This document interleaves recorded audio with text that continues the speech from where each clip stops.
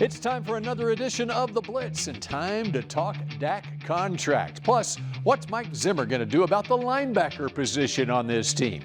The comings and goings of free agency. The new league year starts now on The Blitz.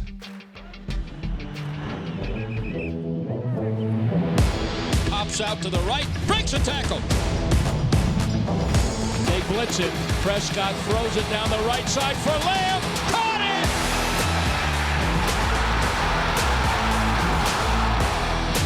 Back to throw, rush, sacked by Parsons.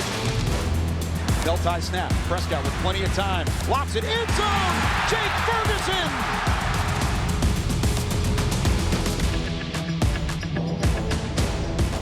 It's the busiest time of the offseason in NFL front offices. And here on The Blitz, your Dallas Cowboys report. Bill Jones along with Kyle Youmans in his cowboy blue here inside the Globe Life studios at the Star in Frisco. Does it feel sort of like New Year's Eve because the new year is upon us? It starts to feel that way whenever you start seeing the agreed to terms, the reports of players staying and leaving, and really how this offseason starts to shape up, because the first dominoes that need to fall are the combine. That one's in the rearview mirror. Then you get into free agency. Certainly that will take center stage as well. And then you get into NFL draft talk, and that's how teams really improve. But it starts this week, and it's coming up very, very fast. Yes, it is. And we got an opportunity this past week to hear from Dak Prescott. How about we kick off this show hearing from Dak Prescott, talking about the chances of him getting a contract extension?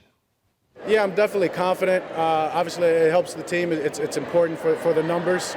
So I think it's Jerry. I've heard Jerry said that. Tad helped me over here and told me that part, right? That is a process. Both sides understand that. Everything's great, and it'll happen. There's a couple of reasons Dak Prescott had a smile on his face. He's a new father, okay? We revealed that at that event. And also, there's a smile on his face because the Cowboys really need to do something with Dak's contract, because right now it's a $59 million salary cap hit. And that might be why there's a smile as well. $59 million is what he's due this year. He did say both parties want to get an extension done, because Dak Prescott knows the benefit of staying with the Dallas Cowboys long term. It does help him both on and off the field. He's coming off of a season where he was number 2 in MVP voting for a reason. This is a quarterback that wants to be in Dallas. The one question is what kind of number are you going to get that $59 million cap hit down to? Can you save enough money to give you some sort of ammo going into this offseason, and then maybe even more importantly, the 2025 offseason that looks even more cloudy from a cap standpoint than this year? It is crucial that they get a job done, get an extension done, so that way they can at least see what the future looks like. And it's not just about the salary cap hit. He's going into the last year of this 4-year, $160 million deal. And if you look at the trend with franchise quarterbacks in the NFL, if the Cowboys decide to do a 5-year extension, we're talking about Dak Prescott being the highest paid player in the league. And that's where he has leverage. He has the leverage of the cap hit. He has the leverage of maybe setting the market as an MVP caliber player this past year.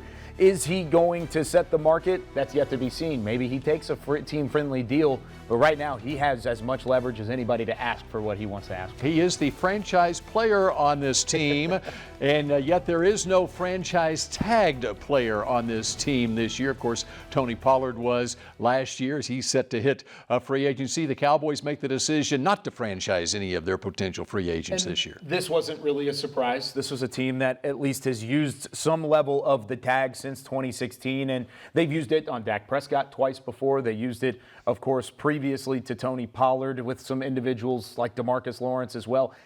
It's not an indictment on their cap hit. It's not an indictment on the players that are in the building. It's just it's more so the value doesn't line up to where the positional value is across the league. Of course, the franchise tag itself would be the sum or the average of the top 5 paid players of each position. So I think the most likely would have been Tony Pollard again. You aren't going to see that this year because of how high those running backs have been paid. And by the way, around the league, you're not seeing franchise tags on running backs, and there's a whole bunch of them out in the market starting tomorrow when the legal tampering period begins. All right, when we continue here on The Blitz, what's Mike Zimmer going to do about linebackers, and how about adding a Texas Aggie to this roster? The Dallas Cowboys Blitz, presented by Blockchain.com, is brought to you by AT&T, an official sponsor of the Dallas Cowboys. And by Blockchain.com. Make your crypto play today.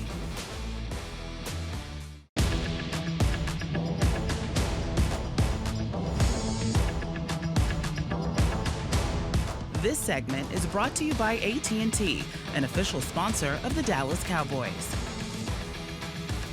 The Blitz continues. Bill Jones along with Kyle Youmans here inside the Globe Life studio at the Star in Frisco, and time to dig down deep into a position of need for the Cowboys. How much is linebacker a position of need on this team? Well, let's look at the linebacker depth chart. It felt like there was only one linebacker on the roster at the end of the season, true linebacker in Damone Clark. Of course, Marquise Bell converted to linebacker during the season. You look at the snap count in the regular season for the linebackers last season. Of course, Leighton Vander Esch goes out with the injury. Micah, when you look at the coach's film, 108 snaps at linebacker. There's a need at linebacker, I'd say. No doubt about that, especially if you plan to move Marquise Bell back into the secondary where he's more comfortable. You're going to have one linebacker, and that's either Damone Clark, Leighton Vander Esch, his decision, of course, still yet to be made, and then you also have Buddy Johnson out there as well.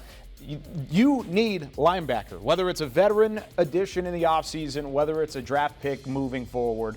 I don't think you can move into the 2024 season with the same plan at the position. Yes, you do get DeMarvion Overshown back. That is a huge key, but even he's not a Mike linebacker. Damone Clark, who was the one true linebacker healthy at the end of the season, he's a will linebacker as well, and he was playing the Mike. So switching out of position, that needs to quit, that needs to stop, and I think Mike Zimmer, that's one of his highest priorities throughout the summer, is find some guys at the second level that can fill those roles and make your scheme more confident at that part of the defense. In fact, in Miami, he drafted a couple of linebackers who were pretty good, Eric Kendricks as well as Anthony Barr, who would have been in his first year. He was the 9th pick overall, a linebacker Minnesota, out of UCLA when Zimmer was with the Vikings. So what about the draft? Is there an Eric Kendricks? Is there an Anthony Barr in this draft? Let's start with the man from Texas A&M, Edgerrin Cooper. What do you think? Okay, so if you're looking for a Kendricks, this might be your Kendricks comp, your guy that you could maybe see as a versatile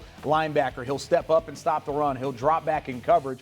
The most impressive thing about Edgerrin Cooper is the fact that he is sideline to sideline, a true sideline to sideline linebacker. If it's anything in between the hash marks, it was his at the SEC level. But then whenever you get outside the tackles and teams are trying to attack the numbers, he was quick enough and savvy enough to get there and make the play himself. Here you see him scooping and scoring at Kyle Field. He did that on a number of occasions throughout his time at the Aggies. I love him as a versatile piece, a versatile fit with this defense. It's whether or not you want to put him at the will or the Mike.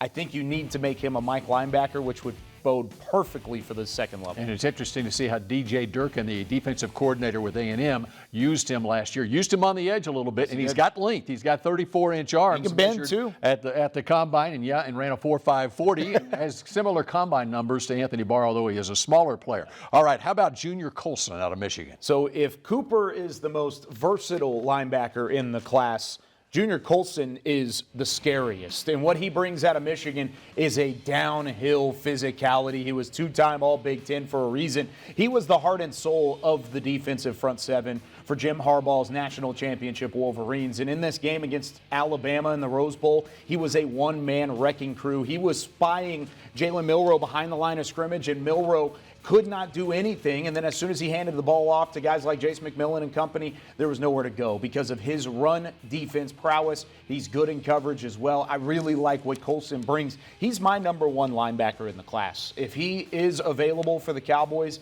maybe as low as that second-round pick. I don't know if he lasts in the 50s or not. He would be a steal for Dallas. 6'2", 238 pounds. There's another linebacker. You know, Missouri's produced some linebackers, including Nick Bolton out of Lone Star High School just up the road in Frisco, who has played very well for the Kansas City Chiefs. How about this guy, Tyron Hopper? And he plays like Nick Bolton and finishes through contact. That's something I had on both Bolton's scouting report back in the 2020 draft and then now he's a Super Bowl champion, multi-Super Bowl champion with Kansas City.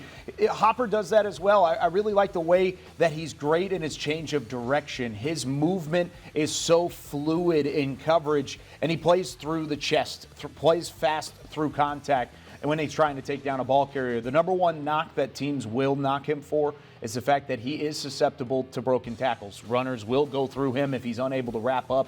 But when he does get a helmet-to-helmet, a chest pad, or a shoulder pad-to-shoulder pad, he's about as good as anybody has been in terms of a well-rounded linebacker at the second level. A guy who started his career at the University of Florida and finished it the last 2 years at Missouri, so playing in the SEC throughout his collegiate career. Just an idea of some guys to look for in the draft at linebacker. What about in the free agency? The Cowboys have needs, and where will Tony Pollard wind up when we come back here on The Blitz? This segment was brought to you by AT&T, an official sponsor of the Dallas Cowboys.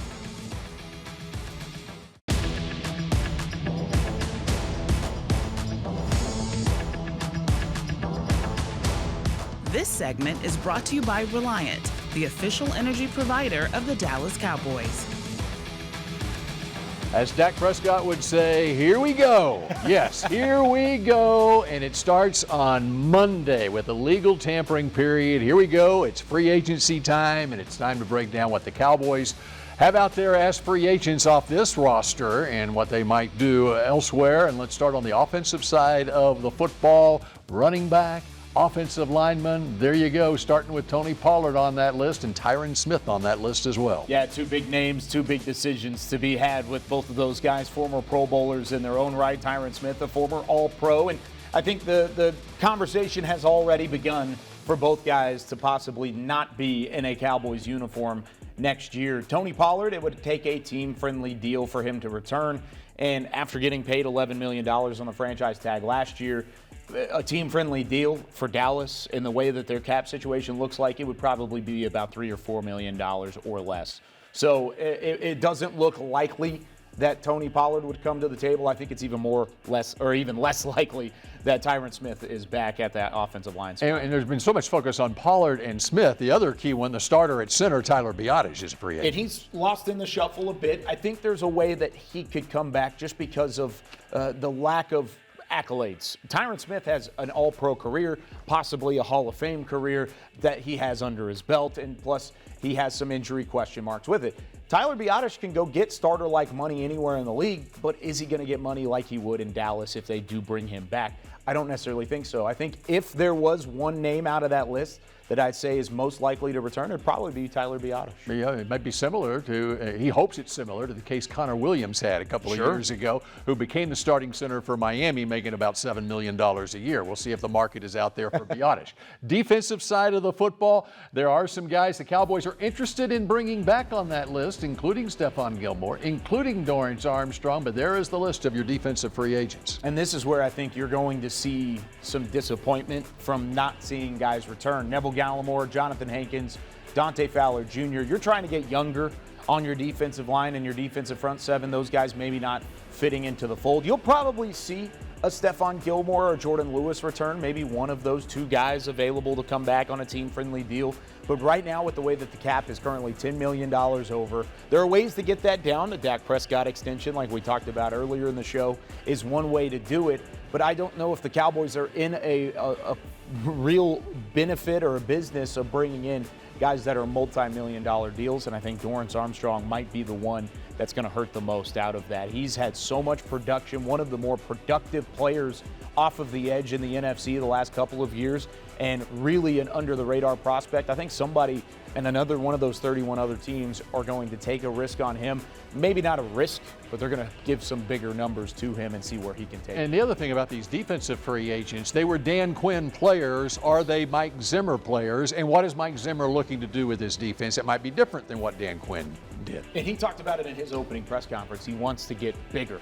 He wants to get stronger. And if you're not fitting that fold, if you're more of a finesse player like a J-Ron Curse or a Jordan Lewis, maybe at that point you're saying, okay, maybe we do move on from these free agents and try and find somebody in the free agency market that is coming in. But right now the emphasis is getting bigger on defense. Maybe you bring back a Jonathan Hankins as well if he's on a veteran minimum. He's a big body. There's a lot of decisions to be made. This defense could look a lot different than what it did last year. And of course, as we mentioned earlier in the show, it's also Leighton Vander Esch. Although he's not on that list of free agents, it doesn't appear that Leighton Vander Esch is coming back. All right, when we continue here on the Blitz, how about a little flag football here at the Star in Frisco? This segment was brought to you by Reliant, the official energy provider of the Dallas Cowboys.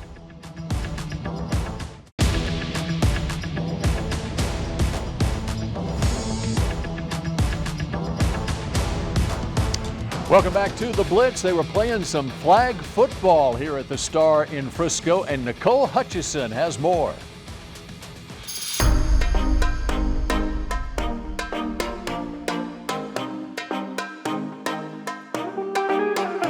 Okay, today we're having a Dallas Cowboys Jamboree for girls flag football, and we have some of our high schools and here in attendance along with our young ladies that are playing the sport this spring, and we're excited to be here.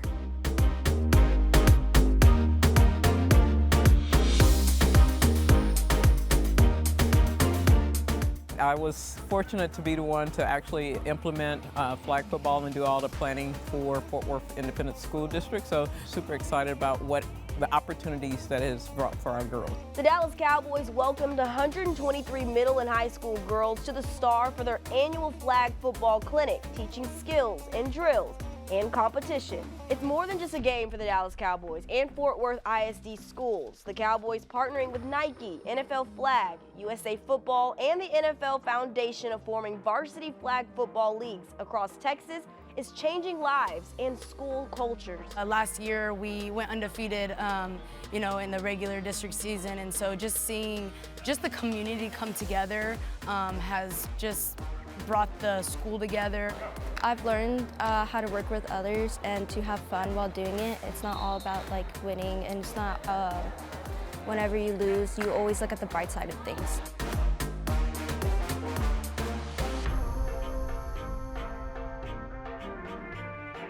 In 2022, the Cowboys have launched and fund the first flag football league in Texas that included 16 teams and a total of 300 student athletes.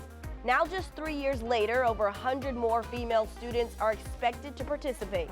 A lot of girls have been asking me questions about it, how they've been wanting to join, and it's more of it's becoming such a bigger family. The program changed by bringing girls together. It brought out another side of me. I really enjoyed it, and it was my passion to play because my brother played, so I really wanted to play, and so I really love it. The love for this game's grown so much that when you ask if there's flag football in their future, there's no hesitation. What I'm looking forward to is being able to get scholarships off of flag football and going to college to the next level for it. Football is awesome in general, and I think a lot of females have that ability. You see it in softball or basketball, and I feel like football is kind of the mix of all of those sports together that they already play. And it's just super exciting to, get to play a new sport. And so I really encourage all, female athletes out there to at least try it, because you never know, you might end up playing it in college one day. Flag football, one of the fastest growing sports in Texas. And coming up here on the Blitz, a college pro day coming to Ford Center at the Star in Frisco.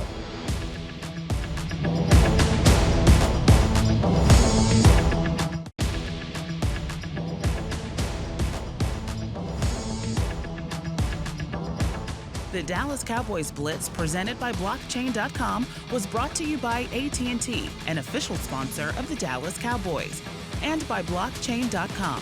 Make your crypto play today. The 2024 Pro Day schedule is here. The 2024 Pro Day schedule is here.